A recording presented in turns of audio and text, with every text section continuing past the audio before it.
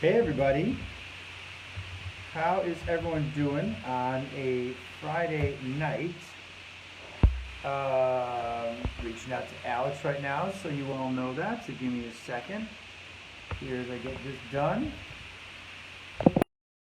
Back to you guys. You can see me now, I hope, which is cool. So glad to get that rolling. I'm all tired. I just got done working out not too long ago. So tonight, Alex and I are going to be wrapping up Career Week, which I'm really proud of. I hope you guys enjoyed it. I did. Hope you had a chance to watch any of the videos and keep track of things. And um, let me see if Alex is getting this. Hey Julie, Alex, I see you're watching. Bow, did that work for you or not? Or do we have to go the other route like we tend to have to do? And go with the Alexander Beth route. In fact, if you want, just request to join me. So anyway, tonight we're going to be talking about, and wrapping it up this week, talking about um, being able to give and receive criticism. And I know I can say the word critique and all those other kinds of things, but once you land that job and now you're working, you have to interact with that job and you have to interact with people and all those other kinds of things, right? And some of the toughest skills to have are the ability to take and receive criticism. And that's one of the things that Alex is going to focus on tonight. Hold on a second, she's texting me. All right. So, you know what I mean by that, right, Alex? About how to ask to join? Yep, right? Jackie, how are you? Good to see you. We're waiting for Alex to come on board to join the group. Alex, you're familiar with how to do that, right? Because I know she's watching right now. So all she has to do, Alex, if you can, just request to join the meeting. If you could do that. Let me see it. Let me turn that on, and it should be able to happen now. Turn that on. Let's see if that's working. Does it work now for you to do that, Alex? Or are things not working well? We'll get this going, I promise. It's a Friday night, and there are losers like me sitting at home on a Friday night, which is not true. I'm going out later. Alex, how are we doing there? You want to text me or write me a message here because I can follow along. It'd be easier if you type me a message in the group right now. Anything happening on your end? Anything? Anything?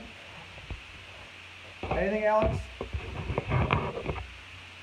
While we wait for that to happen, has everyone had a chance to watch the other episodes that we had? Last night's was actually pretty exciting. I don't know if anyone had a chance to watch it. I enjoyed it quite a bit. Nothing. So you can't make a request to join the meeting, huh? Oh, I'm not sure what's happening. That's not making sense at all. It shows that I can do it. And I'm just not seeing my viewers. I don't know what's happening here, guys. Hold on a second. There we go. Now it popped up. This happens. Thank you for writing nothing. Got to see your words there. And you're going to be on. Oh my goodness. Bam. We can't go one day after 5 days of practice getting this You know, working for us. my son was helping me. So normally I use this. When I've done offline interviews with people, I use a totally different process. I use a tool called OBS and a couple of other techniques. Yeah. And you heard of these? I've tried using OBS. I have issues with that too. I think I'm just technically challenged. It helps to have a son who's brilliant at this stuff. So he set everything up, and we tried making this live, and it's a Facebook issue. It really has nothing to do with what Okay. you and I. Let me do this. I want to get headphones on because it'll get rid of some of the ambient noise in the background. And then in the spirit of tonight, one of my favorite books is probably something relevant to tonight. Do you know this book? The 4 Agreements. I was reading it backwards. Sorry. Yeah. Oh, that's right. Yeah. I Sorry. don't. Oh, let me read something to you real quick, because one of the 4 agreements says it's a marvelous book and you have to read it. And if no one has it, I highly suggest you read it. I really do. It's a quick read. It talks about there are 4 agreements, 4 things that you have to do to live a healthy life. Okay. And in fact, I had a whole entire week where I talked just about the 4 agreements. One is be impeccable with your word. 2, don't take anything personally. How about that as timing for tonight? Number Yeah. 3, don't make assumptions. And number 4, always do your best, which to me is a nice segue into talking about how to give and receive feedback. Yes. I love it. So when you get a chance, try to read the book. It's awesome. Okay. Okay. All right. I'll add I'm it to going to my let you list. carry on because you're amazing. I've got my computer on here so I can see if people are sending us any messages, and we can go Perfect. from there. Okay. You good to go? Okay. All right. Yeah, Rock and let's do roll. it. Thanks, Alex. All right. Okay. So, giving and receiving feedback. The reason why I have this as one of the topics is it's imperative to everything, to life, to work, relationships. And when you let miscommunication get too far, it can cause irreversible damage for your career, like I said, in your relationships with other people. So the beauty of feedback is that it's usually something that can be brought to someone's attention and easily resolved if you address it the right way. It's better to clear things up faster instead of letting it fester, just like a wound, right? When you let it go untouched or you don't take care of it right away, it festers, it gets worse. So everything that you perceive from somebody moving forward is going to be viewed through that negative light and through that lens. Now, let me put this out of the hypothetical and into an example. So I had a situation actually this past year, for example, where I have a salsa team with my husband, and one of our good friends co-directs the team with him.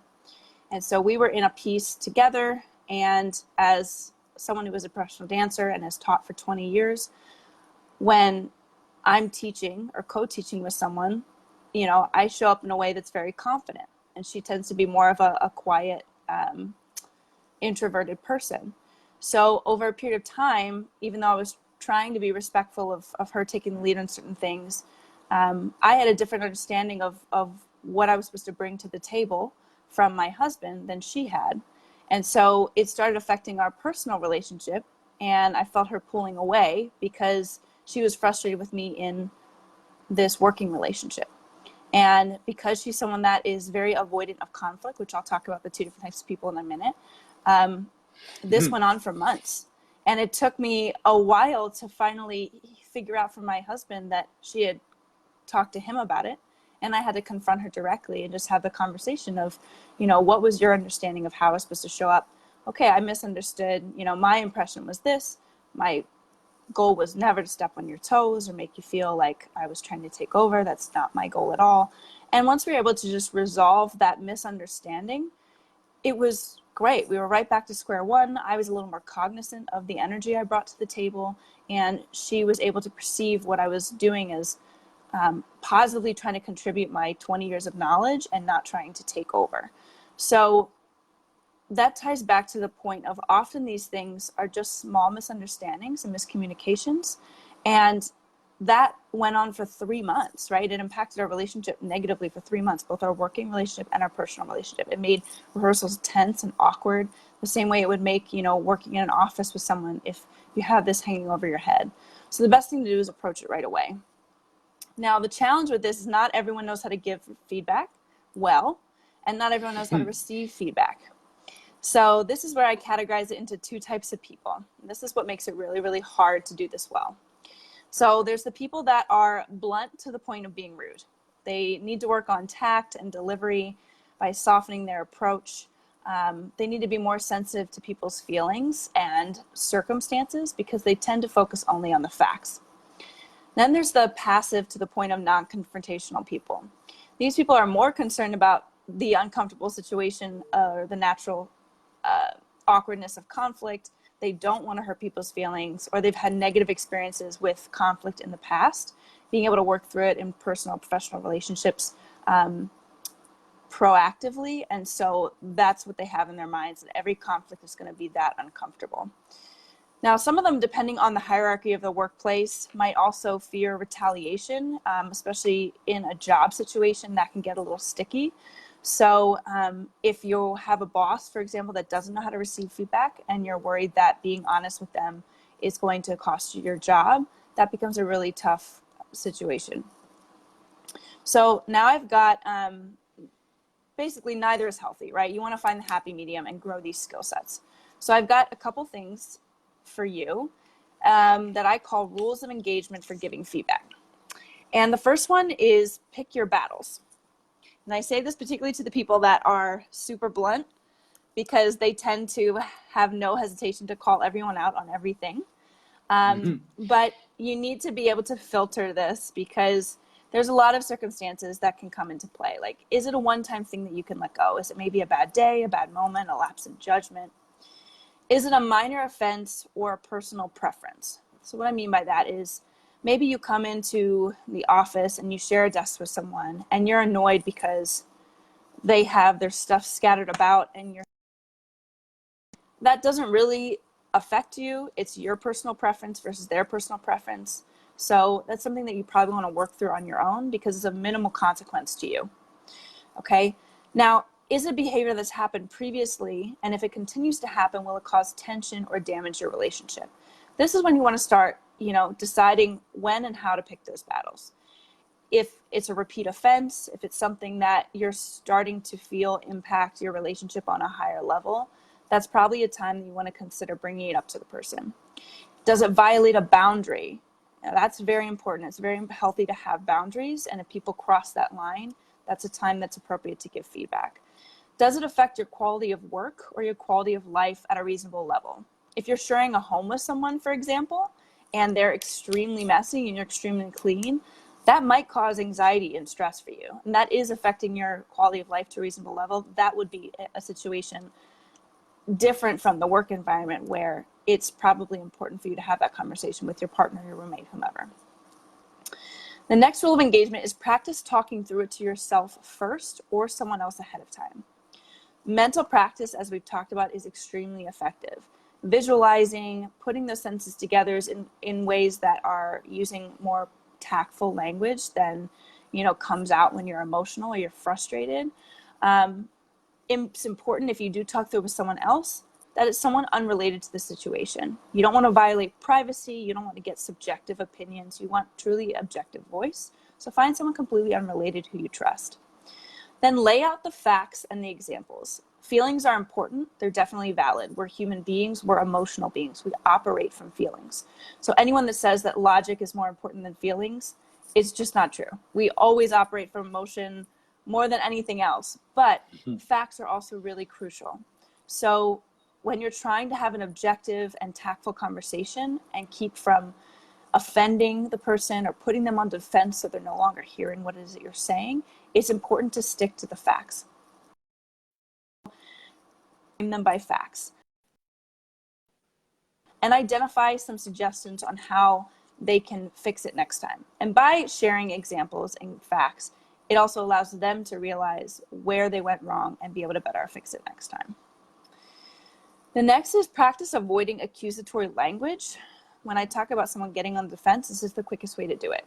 If you say, you did this and you did that and you made me do, all of that immediately makes your skin prickle and walls go up.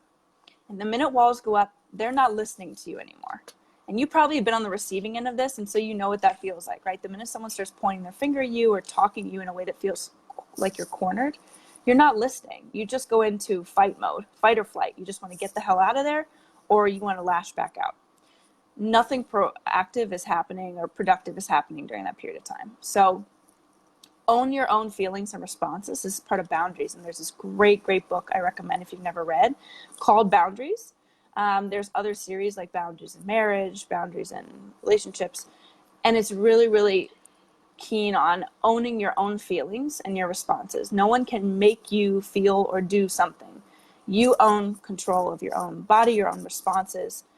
Our experiences also shape our responses to things. So if you have had a really negative relationship in the past where a boss or a partner or a parent just attacks you every time that they give you feedback, then you're more likely to get into defensive mode no matter how calm someone is being approaching you.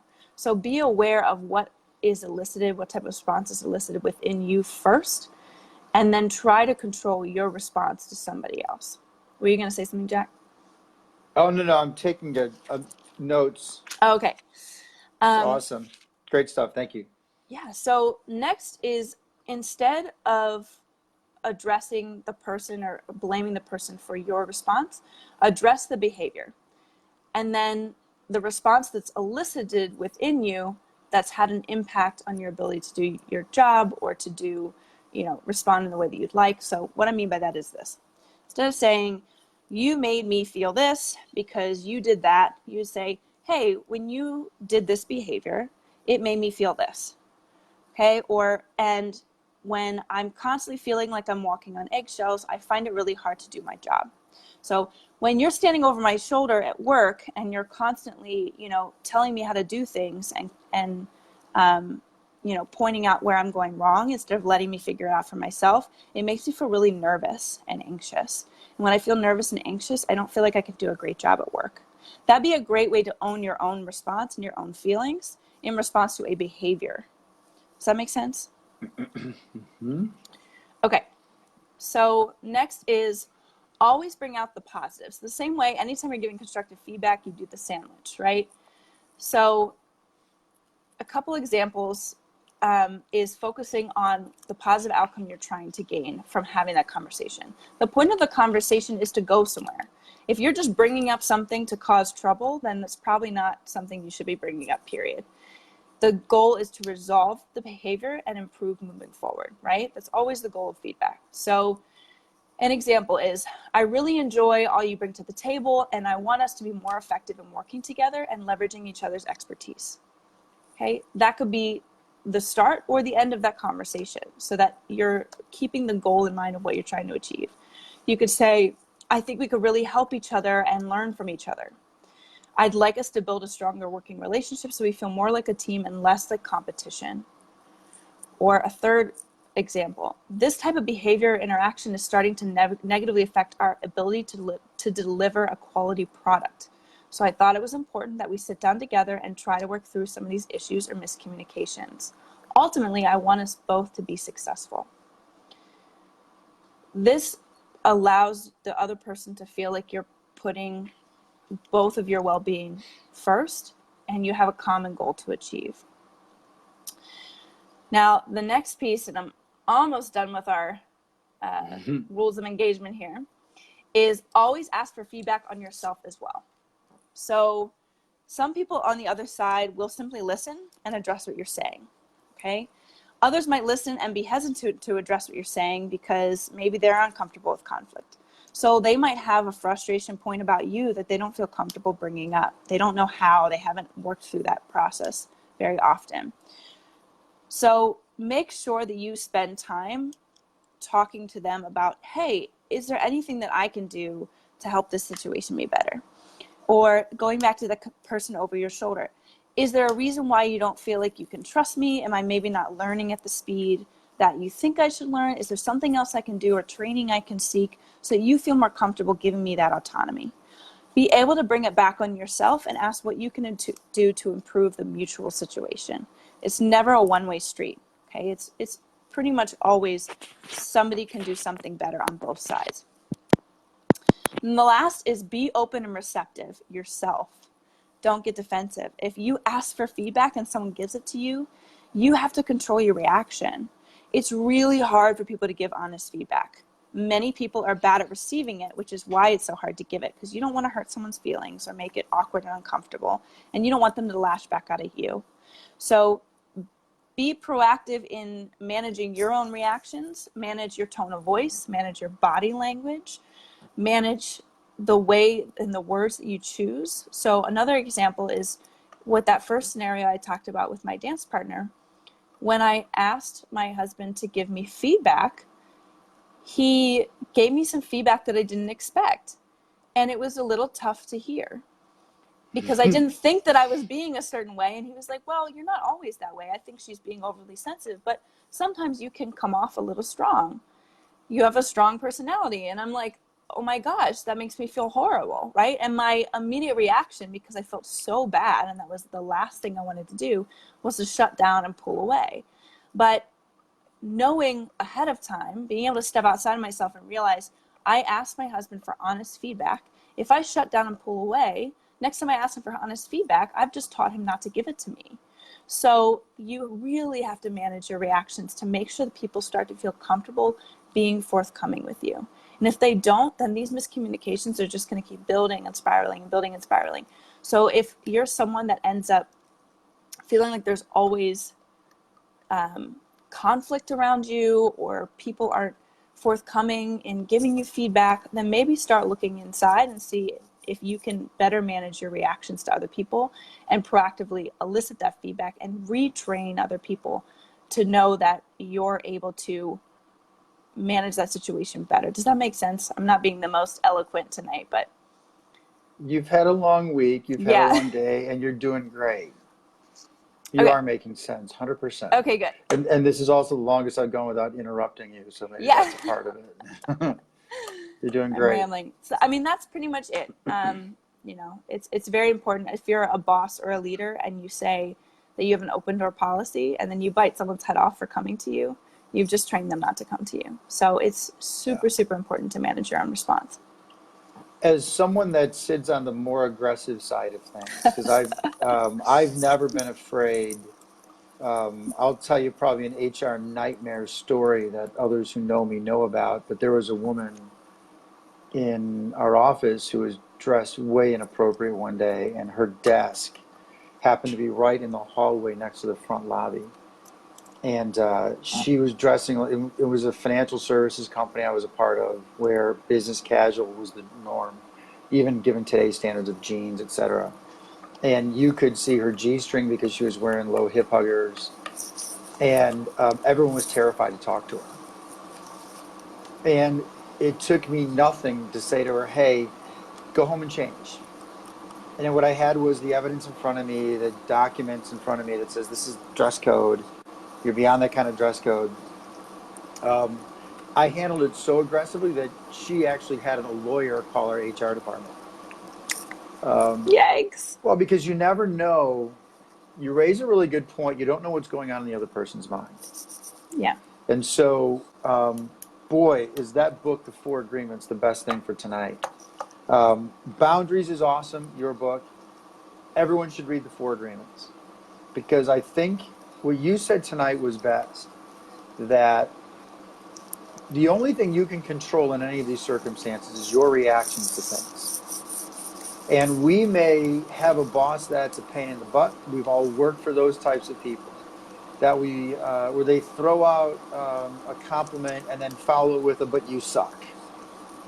And it'd be great if we could get them to see our point of view. I think what you said also that I appreciate. I learned in my coaching practice with some clients that I tend to say words like "think." Okay, and maybe it's a gender thing too. I don't know, but I tend to say things like, "I think we should do this," or "We should consider doing that." When we're in Mm-hmm. discussions with people where you're debating everyone's thoughts on it, you're brainstorming, and then what happens sometimes, at least that I learned in my career, was that I would say, "I think you're doing this wrong." What I learned through that process, and this is just an anecdotal story that I think ties with what you're talking about. What I learned in that process was I started paying attention to their body language when I said the word think. And this one woman finally had the courage to say, every time you say that, you make me feel like I'm stupid. And so what I learned to do when I was telling her about things that weren't working well that she had to work on wasn't, I think you did this, or I think you should do it this way. I learned to say, hey, how do you feel about looking at it this other way? Mm-hmm. That's all I would literally start with. I would say, how do you feel about if we approach this? Does that make you feel comfortable or are you uncomfortable with that? I think I would say, I think you can do it, but you have to feel comfortable with it. So see, I still got my part in. Yeah. So this is such a challenging topic because maybe you agree with me on this. There's so much nuance here. And your own confidence is a part of it. Confidence in being able to not make assumptions about what someone's feeling. Confidence in not taking things personally, right? I love it. You got it. Is it small or big dog? Can you show him? Small. Oh, bring him over. Oh, You he can just show ran down everybody. the stairs. Oh, He's a corgi mix, and um, he thinks he's 150 pounds. that's great. I think you may agree. I'm curious to see your opinion or to hear your opinion.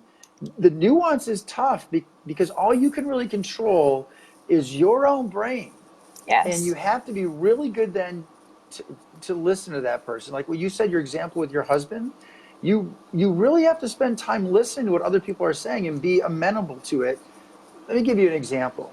I had someone that was working with me who was struggling with a work situation, and she called and um, essentially started with everybody's stupid. Everyone that I work with is a moron. They're idiotic. Well, it was emotional. We've all been there. So after I was able to tell her probably they're not all emotional or idiotic, I then asked her this question because you said it. You said pick and choose your battles. And I said to her, how many emotional dollars do you have to spend in a day? Mm-hmm. She's a financial manager.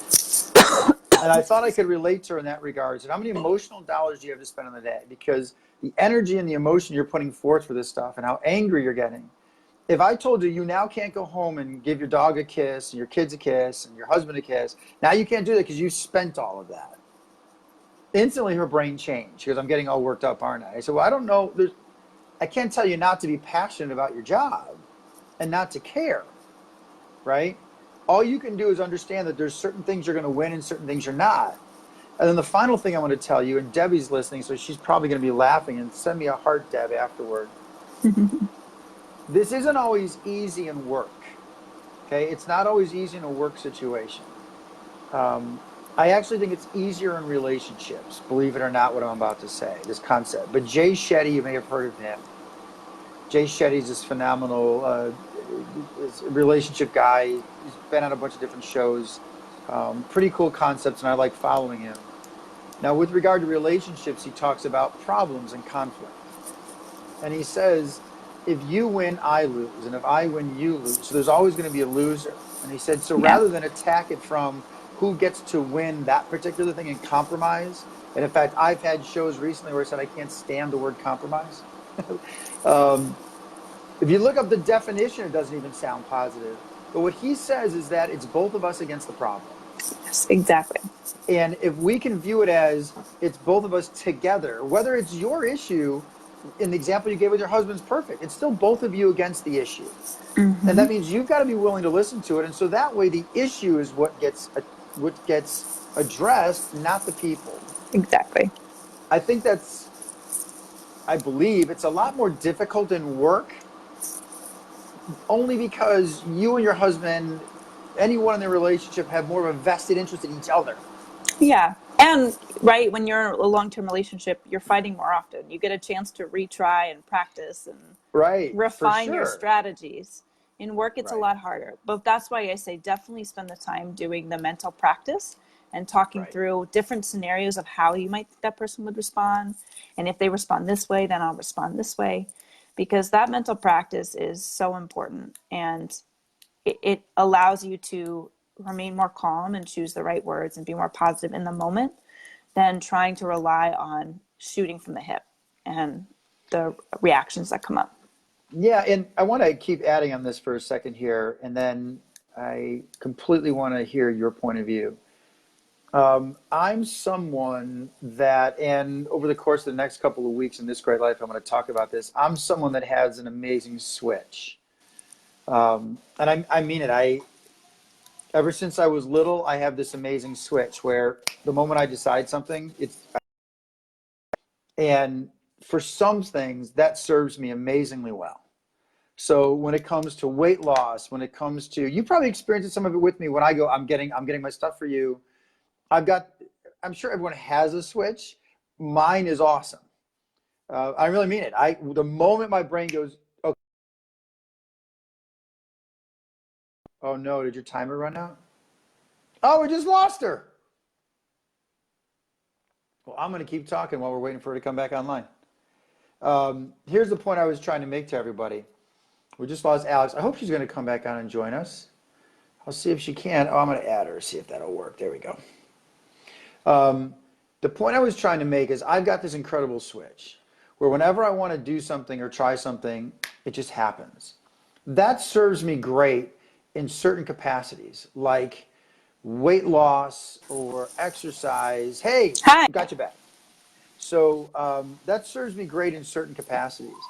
But in work, what I used to do is when we had objectives, deadlines, and a lot of things that I do in my other life is technology based. So there's build-ups, there's releases of different versions. People would say things like, "Oh, I was really hoping to go out to dinner with my dad tonight," and I'd go, "Don't give a shit. We have work to do." So it's just that switch for me was super easy to go, "Don't give a shit. We got to go. Let's go." Right?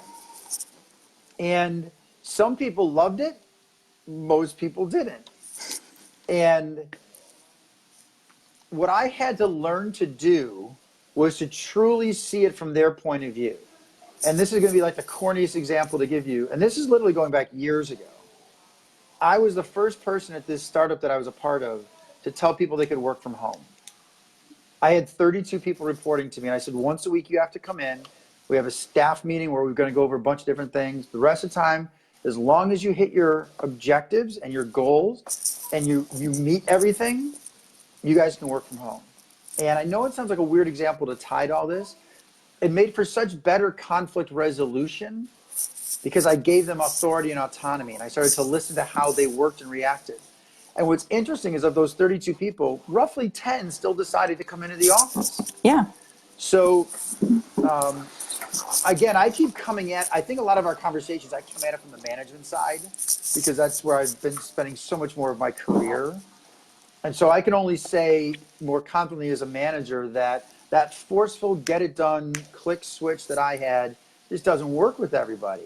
And I had to learn language like, hey, how does this make you feel? Are you cool with this? So I'm curious to just, I know I tend to live more on the executive management side of things than the employer side. So, and I haven't, I have to let me back up. As a boss, a senior level executive, I have had people come up to me who used to say, "You're brash, overly assertive." And I swear to you, my previous answer probably 6 years ago would have been, Who and cares? your point is what? Right? We have shit to do. So, and it's not that way anymore. I literally don't do that anymore. And I know I'm rambling as well. I just feel that those are the types of things. I even say the word feel more often. I just truly feel that to get everybody on board to create a culture is incumbent upon the executives. It is also our responsibility. You said something great. I love it. I wrote a blog post I was going to write for tomorrow. Everyone talks about we want our rights. If you want your right to be able to be spoken to a certain way, guess where the onus is? That's on me. It's my responsibility to make sure you get your rights fulfilled. Yep. So I always have this question, well, what's your responsibility then, right? So God, I'm really digging everything you're doing. I wrote so many notes and I can't keep up with myself here. Is any of the thing I'm talking about making sense? Is it connecting Yeah. with you too? Okay. Yeah, I mean, to your point, it all starts from the top. And when I help companies with building or, reshaping their culture, it starts with the C-suite, it starts with the executives, because that behavior and the way they treat other people trickles down to the top level leadership, trickles down to lower level leadership, and trickles down to the lowest level employee. So, Have you heard of Gary Vaynerchuk at all? I don't know if you've heard of him either. no. Check him out on LinkedIn. He does a lot of public speaking about these types of topics. And again, I apologize to everyone who's listening if I'm coming at it from a different point of view. And I certainly don't want anyone to go running to their boss now and going, "I just saw this presentation. You're a shitty boss." Gary Vaynerchuk talks about ownership and C-level. And someone had asked him in this seminar that he was putting on, how do you get employees to be as motivated about the business as you as the founder and owner of your business? And Gary responded with, "You never can." because the metrics don't match for the employee. The owner has Yeah. all the game, right? Yeah. So say I've got my own practice, I've got 10 people working for me. I'm not going to get them to get up in the middle of the night and worry about whether or not they can make payroll, Right. because the metrics don't favor them, right? I can pay them as much money as possible. If I sell the business or if I go on to have more money, I'm going to reap those benefits, right? So unless I set up the organization in such a way that financially rewards everybody in ownership or some other type of thing, employees are never going to have the same level of investment. So then therefore Gary suggests, which I love, find out what their true thing is. What is their true calling? So in the same way, boy, is this a nice ribbon I'm putting around this thing. In the same way we started, how do you look for a job, right? And we talked about find a job that works for you and those types of things. Gary says, again, I'm coming at it from a leadership perspective. Spend time with each one of your employees throughout the course of a quarter. At least once a quarter, sit down and go, how's it going? And if someone says, I need more time off because I just don't feel I'm getting my physical fitness regimen like I like to, great, go do that. If someone says, I need more money, well, let's find a way to get your career going so you can make more money. But to expect any of those employees to wake up in the morning and go, oh my God, I hope Gary's making payroll, I worry about it too. Yeah, of course. It's ridiculous. And so that's why this whole category that you're talking about here about picking your battle, rules of engagement, I actually listened to everything you said in the opposite. I was thinking, well, what could I do as an organization to make sure all of those pieces are being met? You're not going to please everybody. I get that. Multiple personalities. I get it. We all have differences. But every single one of these applies regardless of what side you're on. Yep. Right? What did I just talk too much, didn't I? No, Anyway, you're right. way into the deep end of the pool. Not at all. I absolutely love it. Hold on. There's a couple more things I wanted to bring up. I don't have, no, I think I covered everything. Practice training, practice talking to people. So let's talk about that. You likely work with, you and I talked yesterday, and people should look into this too. I mentioned this to you last night when we had a chance to talk and recap that there's something called the Big Five personality traits, which are openness, conscientiousness, extroversion, agreeableness, and neuroticism. And in fact, if anyone's watching right now, and if you're watching this later, go just Google the Big Five personality traits, and you'll see a test that you can take. I don't know that you're going to be able to ask the rest of your employees to take that test. But you can take it for yourself so you can understand where you fall in relationship to those personality traits. If you're not quite extroverted, if you're low in the agreeableness category, those are some of the things that will affect how you'll then interact with people, particularly if they're completely opposite of you, right? Yeah. If I'm someone who's a pure extrovert, and well, the example you gave, extrovert, introvert, you're both going to approach those types of things completely differently. And after here, in fact, I'm going to post a great video of a guy that I follow also who talks about these types of things. So what are your thoughts then about preparation? Like if someone is more introverted, see, I think you would have zero problem talking to somebody about something that maybe is not comfortable. What would you recommend that someone does who maybe is challenged by confrontation or conflict or anything like that, You mean particularly at work? if the person who wants to approach is challenged with that, or if they're approaching someone who is challenged with that? You can do both. Okay. Let's say I'm an introvert and I'm really upset at my neighbor who constantly plays their song super loud on their desk, and I need quiet. I know it sounds corny, but that makes for a tough work No, environment for some it people. does. And that would be something where, especially for an introvert, because I think they're more likely to cut and run if the person stands their ground, because they're more uncomfortable with the conflict. They might work up the courage to start the conversation, and then if someone's being combative, just be like, oh, okay, bye, like, done. Right. So I think the practice is most important for those people, and practice over and over different scenarios of how that person might respond, and go to worst case scenario. and give yourself goals. Like, like you want to at least try to approach the conversation from 3 different ways. And if they still are fighting you on it, then, retreat and Yeah. renegotiate how you're going to approach that next time or what you're going to do next time.